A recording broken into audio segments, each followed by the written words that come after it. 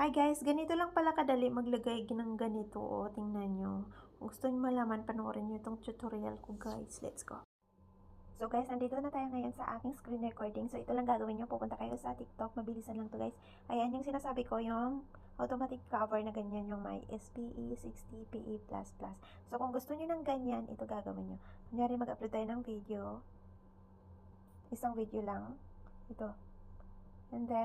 And again guys, don't forget to subscribe and click the notification bell down below para update kayo sa susunod kong videos. Bye bye! And again guys, don't forget to subscribe. I-edit nyo muna yung sharpness niya para maganda tingnan yung clear. Ayan, lalagay lang natin sa 40. Yan lagi ko ginagawa. And then, pagkatapos na, okay guys, don't forget to subscribe and click the notification bell down below para update kayo sa susunod. Ayan.